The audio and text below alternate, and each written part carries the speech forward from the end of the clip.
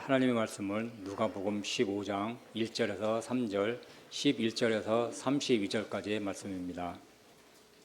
신약성경 121면에 있습니다. 말씀 봉독하겠습니다. 모든 세리와 죄인들이 말씀을 들으러 가까이 나아오니 바리새인과 서기관들이 수군거려 이르되 이 사람이 죄인을 영접하고 음식을 같이 먹는다 하더라. 예수께서 그들에게 이 비유로 이르시되 11절에서 32절입니다. 또 이르시되 어떤 사람에게 두 아들이 있는데 그 둘째가 아버지에게 말하되 아버지여 재산 중에서 내게 돌아올 분깃을 내게 주소서 하는지라. 아버지가 그 살림을 각각 나누어 주었더니 그 후 며칠이 안 되어 둘째 아들이 재물을 다 모아가지고 먼 나라에 가 거기서 허랑방탕하여 그 재산을 낭비하더니 다 없앤 후 그 나라에 크게 흉년이 들어 그가 비로소 궁핍한지라. 가서 그 나라 백성 중 한 사람에게부터 사니 그가 그를 들로 보내어 돼지를 치게 하였는데 그가 돼지 먹는 쥐엄 열매로 배를 채우고자 하되 주는 자가 없는지라. 이에 스스로 돌이켜 이르되 내 아버지에게는 양식이 풍족한 일꾼들이 얼마나 많은가. 나는 여기서 주려 죽는구나. 내가 일어나 아버지께 가서 이르기를 아버지 내가 하늘과 아버지께 죄를 지었사오니 지금부터는 아버지의 아들이 아니라 일컬음을 감당하지 못하겠나이다. 나를 품꾼의 하나로 보소서 하리라 하고 이에 일어나서 아버지께로 돌아가니라. 아직도 거리가 먼데 아버지가 그를 보고 친근히 여겨 달려가 목을 안고 입을 맞추니 아들이 이르되 아버지 내가 하늘과 아버지께 죄를 지었사오니 지금부터는 아버지의 아들이라 일컬음을 감당하지 못하겠나이다 하니 아버지는 종들에게 이르되 제일 좋은 옷을 내어다가 입히고 손에 가락지를 끼우고 발에 신을 신기라. 그리고 살찐 송아지를 끌어다가 잡으라. 우리가 먹고 즐기자. 이 내 아들은 죽었다가 다시 살아났으며 내가 잃었다가 다시 얻었노라 하니 그들이 즐거워하더라. 맏아들은 밭에 있다가 돌아와 집에 가까이 왔을 때에 풍악과 춤추는 소리를 듣고 한 종을 불러 이 무슨 일인가 물으매 대답하되 당신의 동생이 돌아왔음에 당신의 아버지가 건강한 그를 다시 맞아들이게 됨으로 인하여 살찐 송아지를 잡았나이다 하니 그가 노하여 들어가고자 하지 아니하거늘 아버지가 나와서 권한대 아버지께 대답하여 이르되 내가 여러 해 아버지를 섬겨 명을 어김없이 없거늘 내게는 염소 새끼라도 주어 나와 내 벗으로 즐기게 하신 일이 없더니 아버지의 살림을 창녀들과 함께 삼켜버린 이 아들이 돌아오매 이를 위하여 살찐 송아지를 잡으셨나이다. 아버지가 이르되 예 너는 항상 나와 함께 있으니 내 것이 다 내 것이로되 이 내 동생은 죽었다가 살아났으며 내가 잃었다가 얻었기로 우리가 즐거워하고 기뻐하는 것이 마땅하다 하니라. 아멘. 오늘 본문은 우리가 흔히 탕자의 비유라고 합니다. 잘 아실 줄 아는데요. 개인적으로 제가 이 비유를 조금 진지하게 묵상하였던 계기는 헨리 나우엔이 쓴 탕자의 귀향이라는 책이 유행하면서였습니다. 그 책은 헨리 나우엔 이전에 화가 렘브란트의 묵상으로부터 시작되었습니다. 그러니까 렘브란트가 이 비유를 읽으면서 이 그림을 그렸거든요. 근데 한번 가만히 생각해 보면요, 이야기를 한 그림으로, 한 면으로 그리려면 또 얼마나 묵상을 많이 하였겠습니까? 각 등장인물을 어떻게 표현해야 되는지, 그리고 각 몸짓과 얼굴 표정 하나에서 이 모든 내용들을 다 이렇게 표현하려고 하니까 수없이 고민하였을 것입니다. 근데 나중에 헨리 나우엔이 이제 그 그림을 보게 되는 거예요. 렘브란트의 그림을 보면서 이제 또 수없이 고민합니다. 빠져들고 그 앞에 묵상하면서 이제 그 이야기들을 이제 보게 됩니다. 그러니까 렘브란트가 그 이야기를 그림으로 그렸다면 헨리 나우엔은 그림을 다시 이야기로 풀어냈습니다. 제 책을 읽으면서 두 사람의 재능이 성경을 어떻게 깊이 묵상하게 하는지 감탄했던 기억이 여전히 생생합니다. 근데 렘브란트처럼 비유를 그림으로 그렸을 때 장점은요, 등장인물 한 사람 한 사람을 충분히 바라볼 수 있다 하는 것입니다. 그냥 내용을 따라서 이해하는 것이 아니라 그 사람 드러나 있는 그 모습에 오래 머물면서 그 사람이 가지고 있는 또 생각들을 이해할 수 있다 하는 건데요. 짧지만 본문을 그렇게 한번 보도록 하겠습니다. 그 전에 먼저 예수님이 왜 이 비유를 말씀하시는지 그 발단을 보면요, 1절과 2절에서 예수님의 말씀을 듣기 위해서 모든 세리와 죄인들이 예수님께 가까이 왔고 예수님이 그들을 영접하고 함께 식사하였다 이야기하고 있습니다. 근데 그런 모습들을 보고 있던 바리새인들과 서기관들이 수군거리고 불평하고 또 비난하였습니다. 근데 충분히 그럴 법합니다. 우리가 시편 1편 1절의 말씀을 보면 이렇게 이야기합니다. 복 있는 사람은 악인들의 꾀를 따르지 아니하며 죄인들의 길에 서지 아니하며 오만한 자들의 자리에 앉지 않는다, 이렇게 이야기하죠. 그러니까 복 있는 사람이라고 하면 악인들 그리고 죄인들 오만한 자들과 함께 어울리지 않는다는 거예요. 어떻게든지 간에 그들과 떨어져 있으면서 부정타는 것을 막아야 한다, 이런 이야기인데요. 그 당시 바리새인들과 서기관들 그리고 모든 사람들이 다 그래서 세리와 죄인들을 멀리하면서 어떻게든지 간에 성결을 지키고자 하였습니다. 그들은 예수님도 똑같아야 된다 이렇게 생각해야 됐는데요, 예수님이 지금 정반대로 행동하기 때문입니다. 그러나 예수님의 생각은 다릅니다. 그래서 비유를 통해서 말씀하시는데요, 이 비유 세 가지 비유를 이야기하고 있습니다. 근데 비유에서 드러내고자 하는 바는 모두 같습니다. 우리가 무언가를 잃었다가 찾으면 그냥 좋다는 거예요. 무언가를 잃었다가 찾으면 기쁠 수밖에 없고, 그러면 그 기쁨을 다른 사람들과 흔히 내 벗과 이웃들을 불러서 함께 즐긴다 하는 내용들입니다. 그러니까 지금 세리나 죄인들은 이스라엘의 잃어버린 양입니다. 그런데 하나님께서 이제는 예수님께서 그 잃어버린 양들을 찾게 되었을 때 기뻐할 수밖에 없고 그걸로 즐길 수밖에 없다라는 것을 말씀하시는 거예요. 본문은 이 같은 의미의 세 번째 비유입니다. 아버지가 잃은 아들을 찾으면 기뻐하기 마련이고 다른 사람들도 함께 기뻐하는 것이 마땅하다 하는 이야기예요. 그러나 이 비유는 훨씬 더 다양하게 읽히고 또 바리새인들과 서기관들 뿐만 아니라 또 우리를 향한 말씀이기도 합니다. 앞에서 말씀드린 대로 각각의 사람들을 한번 보겠습니다. 먼저는 둘째 아들이에요. 어떤 사람에게 두 아들이 있었습니다. 그 중에 하루는 둘째 아들이 아버지에게 말합니다. 아버지, 재산 중에서 제게 떨어질 몫을 주십시오. 그런데 이 요구는 참 고약합니다. 둘째 아들은 아버지의 재산을 요구한 것인데요, 우리가 유산을 요구한 건데, 우리가 사전적 정의로 유산이 뭔가 하면 죽은 사람이 남겨놓은 재산입니다. 그러니까 유산이라고 하면 죽은 후에 내가 취하는 것이다 하는 거예요. 그런데 지금 둘째 아들이 아버지에게 유산을 달라고 합니다. 그 말을 다르게 한번 여기면 곧 아버지가 돌아가셨으면 좋겠습니다 하는 바람을 말하는 것과 다름없습니다. 그런데 아버지는 이런 아들의 요구를 그대로 들어줍니다. 둘째 아들은 기다렸다는 듯이 자기 몫을 챙겨서 먼 나라로 갔습니다. 이때 먼 나라는요, 아버지와 전혀 상관없는 곳입니다.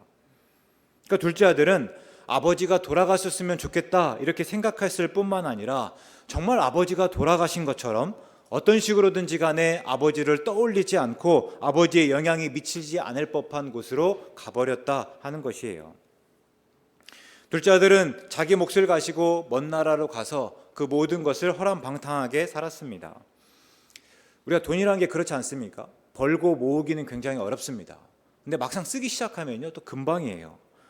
둘째 아들은 그 많은 돈을 곧 다 잃고 그때 엎친 데 덮친 격으로 큰 흉년이 들었습니다. 이제는 어쩔 수 없이 그 나라 백성 중 한 사람에게 붙여 살았습니다. 근데 이때 붙였다 하는 뜻을 보니까요, 넘겼다 하는 의미입니다. 그러니까 자신을 다른 백성에게 넘겼다 하는 거예요. 삶이 참 뜻대로 되지 않는다 하는 것을 보게 되는데요, 아버지에게 매이고 아버지의 법대로 사는 것이 싫어서 이제 떠났는데 이제는 그 나라 그 백성에게 매이고 그 사람의 법을 따라 살게 되었습니다. 가지고 있던 모든 계획들이 다 틀어졌습니다. 어떻게든지 간에 내 마음대로 내 뜻대로 내가 원하는 대로 살겠다고 먼 나라까지 왔는데 이제는 다른 사람의 마음대로 또 다른 사람의 뜻대로 살아야만 했습니다. 특별히 그때 한 일이 무엇인가 하니까 들에서 돼지를 치는 일입니다. 그 일은 유대인들이 협오하는 일입니다. 특별히 탈무드에서는 뭐라고 이야기하는가 하면 돼지를 치는 자는 저주를 받을 것이다, 이렇게 이야기하고 있습니다. 그러니까 내가 아버지의 집에 있었다면 생각지도 않았을 법한 일들을 내가 이제는 다른 나라에서 하고 있는 거예요. 게다가 그 일을 한다고 대우가 좋냐? 또 그런 것도 아닙니다. 늘 배고팠고 그래서 돼지가 먹는 쥐염 열매로 배를 채우려고 했는데 그것마저 쉽지 않았다, 이렇게 이야기하고 있습니다. 그제야 이제 둘째 아들은 돌이킵니다. 그리고 이제는 아버지에게 가서 잘못을 빌고 품꾼의 하나로 써달라, 이렇게 이야기하겠다 다짐하고 집으로 돌아가게 됩니다. 이제 그 다음에 아버지의 모습이 나타납니다. 아들이 돌아가고 있을 때 아직 집까지 굉장히 멀리 남았을 때입니다. 아버지가 둘째 아들을 발견하였습니다. 둘째 아들을 발견했다 하지만 어쩌다가 아들을 발견한 게 아니었을 거예요. 아버지는 아마 둘째 아들이 집을 나간 이후로 그쪽을 뚫어지게 보며 둘째 아들을 발견하려고 애쓰고 또 기다렸을 것입니다. 그리고 둘째 아들을 발견하자마자 아버지는 냅다 달리기 시작하였습니다. 가서 아들의 목을 안고 입을 맞추었습니다. 오늘 우리가 생각할 때는 별 크게 이상한 게 없지만 당시 문화에서 이런 아버지의 모습은요, 굉장히 상상할 수조차 없었습니다. 우리가 예전에 글들을 보면 양반은 뛰지 않는다, 이렇게 말하고 있지 않습니까? 똑같았습니다. 유대 사회에서 아버지는 절대 뛰면 안 되는 존재입니다. 언제나 위엄을 가지고 또 채통을 지켜야 합니다. 게다가 아들의 목을 안고 입을 맞춘다? 말도 안 되는 거예요. 다만 아버지라고 한다면 다만 아들이 잘못했다고 빌고 또 아버지를 향해서 존경을 충분히 표할 때까지 묵묵히 기다려야 됩니다. 그리고 그냥 그런 아들을 그냥 못 이긴 척 받아주는 거예요. 그런데 오늘 이야기에서 아버지는 그렇게 하지 않았습니다. 참고 기다리지 않았어요. 먼저 움직였습니다. 뒤늦게서야 둘째 아들이 내가 죄를 지었고 그래서 이제는 아버지의 아들이라 일컬음을 감당하지 못하겠습니다, 이렇게 이야기합니다. 근데 아버지는요, 그 말을 그렇게 크게 여기지 않아요. 아랑곳하지 않고 곧바로 종들을 시켜서 이 둘째 아들에게 제일 좋은 옷을 내어다 입히라 합니다. 손에는 가락지를 끼우라 하고 발에 신을 신기라 하였습니다. 그리고 살찐 송아지를 잡으라 합니다. 우리가 먹고 즐기자고 하였습니다. 왜 이렇게 했는가 생각해 보면 물론 옷이 헤어져서일 겁니다. 아들을 봤더니 신발을 신고 있지 않아서였을 거예요. 그래서 옷을 입히고 신발을 신기라 하였을 것입니다. 그런데 우리가 조금만 더 생각해 보면요, 아버지는 지금 그 아들을 두둔하고 혹은 지키고 보호하고 있습니다. 한번 생각해 볼게요.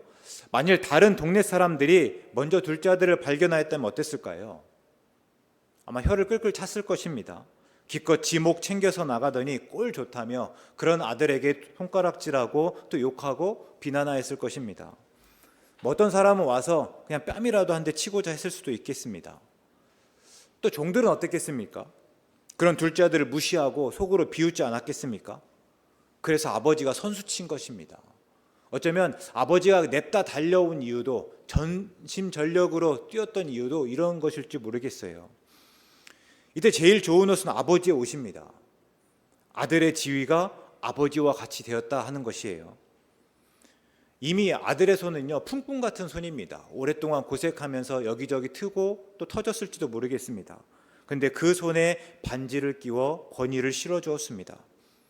신발은요, 흔히 종이라고 하면 신발을 신지 않았습니다. 또 이 둘째 아들이 스스로 아버지의 종이다 말하는데요, 그 아들에게 신발을 신김으로 아들의 주권을 다 인정하여 주었습니다. 그러니까 지금 아버지는 단순히 둘째 아들에게 생필품을 챙겨준 것이 아닙니다. 아들의 지위와 권위와 주권을 회복하여 준 것이에요. 이 아이는 그때나 지금이나 집을 나가기 전이나 그리고 다시 돌아온 지금이나 내 아들이니 누구도 함부로 대하지 말라, 이렇게 엄포를 놓은 것입니다. 아버지는 조금 이따 다시 한번 보시고요, 이번에 또 맏아들을 한번 보겠습니다. 맏아들은 밭에 있다가 집으로 돌아오는 길이었습니다. 집에 가까이 왔는데 풍악과 춤추는 소리가 들렸습니다. 한 종을 불려서 무슨 일인지를 물었습니다. 동생이 돌아왔고 아버지가 좋아서 살찐 송아지를 잡고 잔치를 열었다는 이야기들을 전해주었습니다. 그 말을 듣고 맏아들은요, 집에 들어가고자 하지 않았습니다. 이제는 아버지가 맏아들을 데리러 왔어요. 맏아들이 이제 속에 있는 불만을 다 이야기합니다. 그게 29절의 말씀인데요. 내가 여러 해 동안 아버지를 위해서 종처럼 일하고 있습니다. 한 번도 아버지의 명령을 무시하거나 어긴 적이 없습니다. 근데 아버지가 제게 염소 새끼라도 주어서 친구들과 즐기게 하셨습니까? 그런데 지금 아버지의 이 아들은, 그러니까 지금 맏아들은요, 자기 동생이라고 하지도 않아요. 아버지의 이 아들이라고 합니다. 근데 아버지의 이 아들은 아버지의 살림을 가지고 창녀들과 함께 다 삼켜버리지 않았습니까?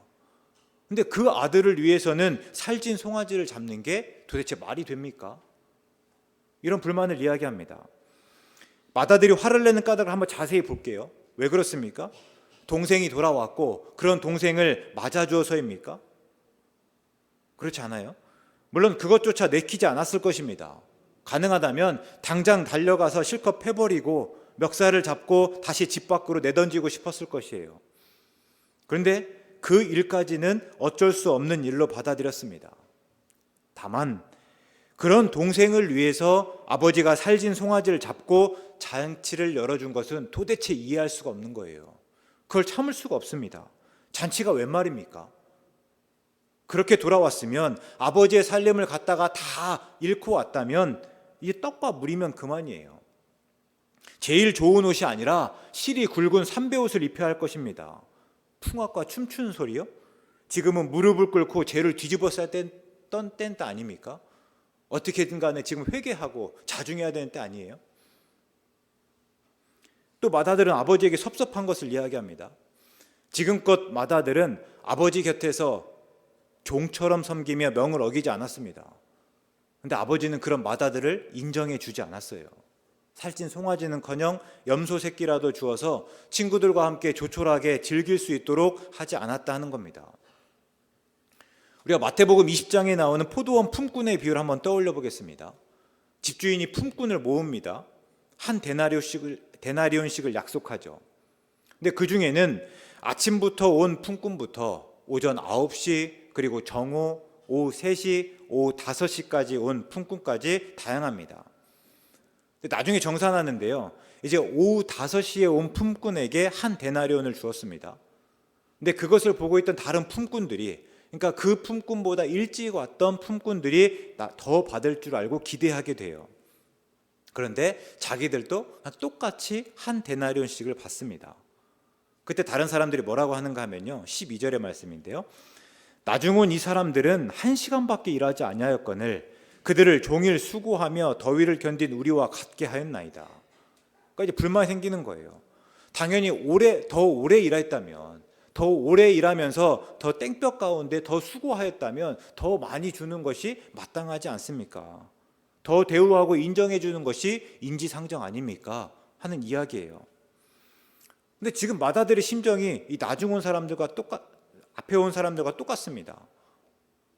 맏아들이 볼 때 지금 상황은요, 높임을 받아야 하는 사람이 높임을 받지 못하고 있는 거예요. 오히려 부끄러움을 당해야 할 사람이 높임을 받고 있는 처지입니다. 제 개인적으로는 이 탕자의 비유를 읽으면서 읽고 묵상할 때마다 이 맏아들의 심정을 더 이해하게 됩니다. 그래서 맏아들에서 더 머물곤 합니다. 근데 실제 우리가 그렇지 않습니까? 신앙생활이라고 하지만 우리가 보면 종처럼 일할 때가 많습니다. 다만 하나님의 명령을 어기지 않기 위한 노력일 때가 많아요. 그래서 기쁨이 없습니다. 제가 요즘 계속 묵상하면서 또 거듭 말씀드리지만요, 성경은 계속해서 은혜를 말하고 있습니다. 그래서 우리는 은혜로 말미암아 구원을 얻었다 하고 믿음으로 그 은혜를 취한다, 이렇게 이야기하고 있죠. 근데 우리가 실제로 살다 보니까요, 이 믿음을 마치 구원의 조건처럼 여긴다 하는 겁니다. 믿음으로 구원을 받는다 하니까 믿음이 조건이 되어서 그러면 이제는 내게 과연 믿음이 있는지 그것만 따지고 있어요. 믿음이 있는지 없는지, 그 믿음이 큰지 작은지, 과연 구원을 받을 만한지 그렇지 않은지만 따지면서 때로 처지와 형편에 따라서 믿음이 달라 보일 때는 그것 때문에 불안해한다 하는 겁니다. 또 그러면서 우리의 모습이 어떤가 하면 또 이런 노력들을 의로 여깁니다. 그리고 그 의대로 의롭게 살아감에도 불구하고 하나님께서 내게 충분한 것들을 주시지 않을 때 그걸로 불평한다 하는 거예요. 우리는 하나님의 마음을 헤아리지 못하고 하나님이 기뻐하는 이유로 충분히 기뻐하지 못합니다. 그래서 맏아들과 같으면서 또 둘째 아들과 같습니다. 앞에 둘째 아들이 먼 나라로 갔다는 것은요, 이제는 아버지와 상관없이 살겠다, 아버지의 삶에 아버지가 살아온 방식대로 살지 않겠다 하는 의미이기도 했는데요, 지금 맏아들이 똑같습니다. 아버지와 함께 있는다 하지만 아버지와 전혀 상관없는, 아버지가 기뻐하는 대로 기뻐하지 못하는, 아버지의 방식대로 살아가지 못하는 이 둘째 아들과 똑같다 하는 거예요. 다시 아버지입니다. 아버지는 둘째 아들을 맞으러 달려나갔던 것처럼 맏아들이 집으로 돌아오지 않자 또 맏아들을 맞으러 달려나갔습니다. 그리고 맏아들의 불평을 다 들어주면서 맏아들을 달래했습니다. 31절과 32절의 말씀이에요.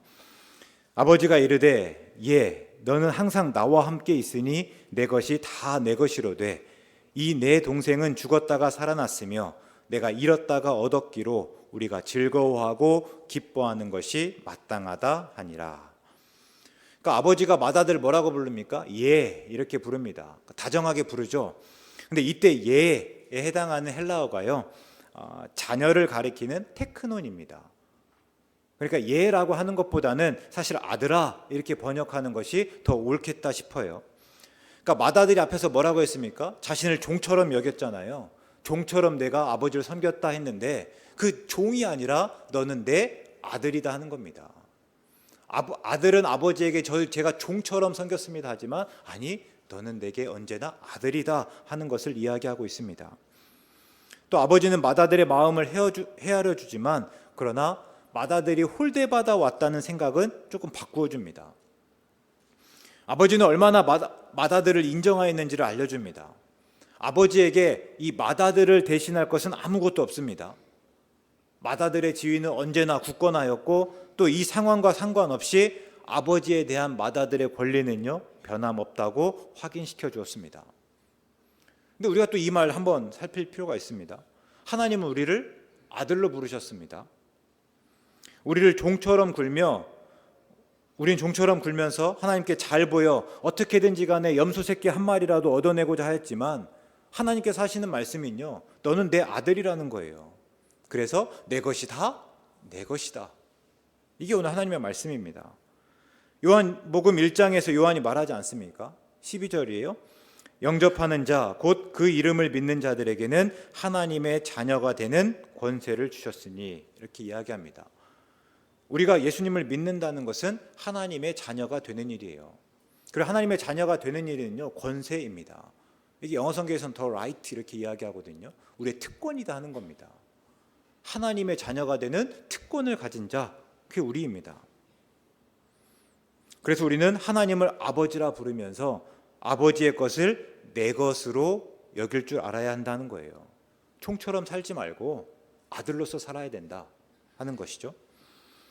계속해서 아버지는요, 아버지로서 둘째 아들이 돌아온 것을 기뻐하고 둘째 아들은 둘째 아들대로 돌아온 것에 대한 합당한 대우를 받을 자격이 있다 하는 것을 알려줍니다. 그리고 맏아들에게 아버지의 마음을 알고 함께 잔치를 즐기자 이렇게 권하였습니다. 그러니까 아버지의 바람은 이제 맏아들이 집 밖에 머무는 것이 아니라, 잔치 밖에 있는 것이 아니라 집 안으로 들어와서 아버지가 연 잔치에 함께 참여하고 기뻐하고 즐거워하는 것입니다. 우리 부모는 그렇잖아요. 자식이 맛있는 거 사주면 좋아합니다. 좋은데, 근사한 데 가서 모시면 좋아요. 그러나 내가 차려주고 내가 차려준 음식을 자식이 맛있게 먹으면 그것을 더 좋아합니다. 지금 아버지가 그 마음을 보여주고 있습니다. 여기서 우리가 한 가지 분명히 할 게 있는데요, 아버지는 둘째 아들을 맞아들였다고 해서 맏아들을 배척하지 않았습니다. 그러니까 둘째 아들을 사랑한다고 해서 맏아들에 대한 사랑을 부정하지 않았다는 거예요. 둘째 아들을 맞으러 나갔듯이 맏아들을 맞으러 나갔고, 둘째 아들을 위하여 잔치를 열었지만 맏아들이 그 잔치에 참여해서 함께 기뻐하기를 권하고 있습니다. 본문은 흔히 탕자의 비유라고 합니다. 이게 라틴어 성경인 불가타 버전에서 이 붙인 명칭을 영어 성경에서 그대로 가져오면서 그냥 이렇게 따라왔던, 오랫동안 기독교 안에서 불려왔던 이 명칭입니다. 그런데 우리가 앞에서 비유들을 한번 따져보면요, 70양, 100마리 양 중에서 한 마리 양을 잃어버렸고, 또 다시 그 양을 찾는 이야기를 이야기하고 있습니다. 또 70드라크마, 10드라크마 중에서 한 드라크마를 잃어버리고 다시 찾는 이야기를 하고 있습니다. 그런다고 했을 때 이 본문의 제목은요, 잃은 아들의 비유라고 하는 게 훨씬 더 적절합니다. 특별히 지금껏 우리가 살펴본 대로라면 맏아들도 결국에는 잃은 아들 아니겠습니까? 아버지의 아들이면서 종처럼 굴었고, 아버지가 기뻐하는 이유로 함께 기뻐하지 못하였습니다. 또 아버지가 연 잔치에 참석하지 않으면서 이 둘째 아들이 그 아버지에게 유산을 요구하고 떠나버렸던 것처럼 또 아버지에게 수치심을 안겨주었습니다. 그래서 이 비유를 생각해 보면 잃은 아들의 비유 혹은 잃은 아들들의 비유가 분명히 맞을 거예요. 근데 이 비유를 가만히 묵상하다 보면요, 비유의 핵심은 아들들이 아니라는 것을 알게 됩니다. 누구예요? 아버지예요. 아들들을 영접하는 아버지입니다. 그래서 굳이 이 비유의 제목을 새로 붙여보자면 사랑의 아버지에 관한 비유입니다. 이 비유는 무엇보다 아버지의 사랑을 알려주고 있습니다. 둘째 아들은 아버지에게 죽을 죄를 지었고 스스로 생각하기에도 자기가 아들로 여김받을 자격이 없다 말하였습니다. 그러나 아버지는 여전히 그 아들을 아들로 여기시고 용서하여 주십니다. 이것이 하나님의 사랑이라 하는 거예요. 다시 우리 이야기를 한번 해보면요, 우리는 틈만 나면 하나님으로부터 벗어나려고 합니다. 이사야 43장에서 뭐라고 하는가 하면 하나님이 우리를 지으신 까닭이요, 우리로 하여금 하나님을 찬송하게 하려 한다 합니다. 그래서 웨스트민스터 소요리 문답 가장 1번의 문제는 가장 사람의 주요한 목적이 무엇인가입니다. 그럴 때 그 답은요, 사람의 주요한 목적은 영원토록 하나님을 영화롭게 하고 즐거워하는 것이다 라고 대답하고 있습니다. 그런데도 우리는 우리를 찬송합니다. 하나님을 찬송하는 것이 아니라 우리를 높이고 우리를 찬송한다 하는 거예요. 우리를 영화롭게 하려고 하고 우리가 즐거워야 된다고 생각하는 사람들입니다. 하나님이 주신 것을 가지고 먼 나라로 나아가기를 수없이 반복하는 사람입니다. 그런데 오늘 이 말씀을 통해서 하나님께서 우리에게 들려주신 말씀은 우리가 돌이키기만 하면 하나님은 언제나 우리를 용서하시고 우리를 맞아주신다 하는 것입니다. 둘째 아들이 아버지에게 나오듯이 언제나 쭈뼛거리고 언제나 그 앞에 불안한 마음이 가득 있을지 모르겠지만 하나님께서는 언제나 우리를 맞아주시는 분이다. 그 하나님의 사랑을 이야기하고 있습니다. 둘째 아들은 자신을 종으로 대하라고 했지만 아버지는 아들로 대하고 살진 송아지를 잡고 잔치를 열었습니다. 그럼 누가 좋았을까요? 아버지가 그 아들을 아들로 맞아주고 살찐 송아지를 잡고 잔치를 열었을 때 과연 누가 좋았을까 하는 것입니다. 물론 그동안 배고팠던 둘째 아들일 거예요. 또 지금까지 아버지에게 오면서 둘째 아들은요, 그 안에 근심과 걱정이 가득했습니다. 아버지께서 어떻게 반응하실지 모르잖아요. 나를 맞아주실까? 나를 품꾼 하나 써주실까? 그래서 내가 이제는 배를 줄이지 않고 먹고 살 수 있게 될까? 여러 가지 생각들이 있었을 겁니다. 근데 이제 아버지께서 받아주셨으니, 아버지가 나를 환대하여 주셨으니 더없이 좋았을 겁니다. 근데 이 물음에 대해서 오늘 비유는 다르게 이야기하고 있습니다. 둘째 아들보다 아버지가 훨씬 더 기뻐했다는 거예요. 그런 둘째 아들이 보다 아버지가 그 아들을 맞이하는 아버지가 훨씬 더 기뻐하였다. 근데 마찬가지입니다. 우리가 하나님께로 돌아가고 하나님의 은혜 안에 머물면 누가 좋습니까? 하나님의 은혜를 누려간다고 할 때 누가 좋아요? 물론 우리가 좋습니다. 그러나 그때 하나님이 우리보다 훨씬 더 좋아하신다는 거예요. 우리가 하나님의 은혜 안에 살아갈 때 하나님이 더 좋아하신다 하시는 겁니다. 이게 하나님의 사랑이고, 그래서 저는 하나님의 그 사랑을 받는 게 참 좋습니다. 또 우리는 종종 맏아들처럼 하나님을 종처럼 섬기고 어떻게든지 간에 하나님의 명령을 어기지 않는 데만 힘씁니다. 그러면서 우리가 하나님께 요구하는 것은 정의예요. 하나님 공정하셔야 됩니다. 하나님께서 인정해 주셔야 됩니다. 이렇게 요구하는데요. 그런데 사랑은 이런 정의와 공정함을 역행합니다. 사랑은요, 정의와 공정함을 누그러뜨려요. 다시 마태복음 20장 포도원 품꾼의 비유를 한번 떠올려 보면 오후 5시에 와서 고작 1시간 일하였지만 아침 일찍부터 일하고 수고한 사람과 똑같이 대접해 주지 않습니까? 왜 그런 겁니까? 어떻게 그런 거예요? 사랑하기 때문에 그렇습니다. 사랑은 우리가 받은 만큼 주는 것이 아니지 않습니까? 우리 사랑한 사람들, 우리 사랑했던 때 한번 떠올려 보시죠. 내가 받은 만큼 딱 그만큼만 돌려줍니까? 내가 하나를 받았으니 하나를 주는 게 사랑인가요? 우리 자녀들 한번 떠올려 보시죠. 자녀들이 해준 만큼 내가 그만큼 베풀어 줍니까? 그렇지 않습니다. 자녀들이 무엇을 해주든 간에 내가 할 수 있는 만큼을 끊임없이 베푸는 거예요. 그게 사랑이지 않습니까? 그래서 사랑한다는 것은 가능한 한 내가 더 많이 주는 것이고, 그렇기 때문에 용서도 가능합니다. 우리가 하나님의 사랑을 안다면, 우리가 정말 그 사랑을 온전히 안다면 그래도 과연 정의와 공정함을 요구할 수 있을까? 그렇지 않다는 거예요. 그것이 하나님이 베푸신 잔치를 거부할 만한 핑계가 될 수 있을까? 말도 안 됩니다. 그리고 오늘은 사순절 넷째 주일입니다. 우리가 흔히 예수님의 고난에 참여하자고 합니다. 사순절이 될 때마다, 사순절을 지날 때마다 우리도 예수님의 고난에 참여하겠습니다, 이렇게 이야기하곤 하는데, 그럼 어떻게 하는 것이 예수님의 고난에 참여하는 것입니까? 우중충한 색깔의 옷을 입고 오만상을 짓고 금식하고 굳이 어렵고 힘든 상황에 우리를 놓으면 그게 예수님의 고난에 참여하는 것입니까? 아니에요. 예수님을 깊이 생각하며 하나님의 사랑을 아는 것입니다. 에베소서 1장에서 바울이 말하는 게, 하나님은 우리를 사랑하셔서 창세전에 예수님 안에서 우리를 선택하시고 또 그 예수님을 통해서 우리를 자녀 삼아 주셨다, 이렇게 말하고 있습니다.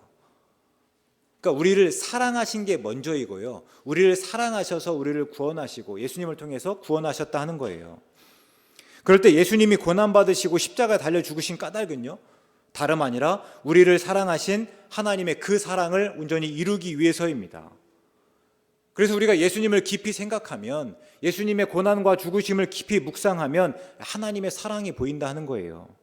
그래서 하나님의 사랑을 알고 그때서야 비로소 예수님의 고난이 곧 나를 위한 고난이었다는 것을 깨닫게 됩니다.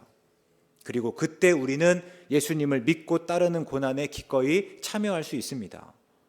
그러니까 고난에 참여하는 일은 다름 아니라 하나님의 사랑에 대한 반응이어야 된다 하는 거예요. 그렇지 않으면요, 오늘 둘째 아들과 똑같습니다. 내가 이렇게 종처럼 열심히 일했는데, 한 번도 하나님의 명령 어긴지 않았는데 왜 나에게 주어지는 것은 고난뿐인가? 이럴 수밖에 없고 늘 외식에 빠져 살 수밖에 없다는 거죠. 그래서 우리가 예수님의 고난을 묵상하고 사순절을 가장 잘 지내는 방법은요, 예수님을 깊이 생각하면서 그 예수님을 통해서 하나님의 사랑을 발견하는 일이다 하는 겁니다. 우리가 그 사랑이라는 찬양이 있는데요, 하나님의 그 사랑이 얼마나 아름답고 또 그 사랑이 얼마나 나를 부욕해 하고 그 사랑이 얼마나 크고 놀랍고 그 사랑이 얼마나 나를 감격하게 하는지를 노래하고 있습니다. 오늘 바라는 것은요, 예수님을 깊이 생각하시면서 우리도 하나님의 사랑을 똑같이 고백할 수 있으면 좋겠습니다. 그 하나님의 사랑이 우리를 얼마나 부유하게 하는지, 그 하나님의 사랑 때문에 감동하고 또 감격할 수 있으면 좋겠습니다. 그때서야 우리는 맏아들처럼 잔치 주위만 어슬렁거리지 않고 둘째 아들처럼 자꾸만 먼 나라로 나가지 않을 수 있기 때문입니다.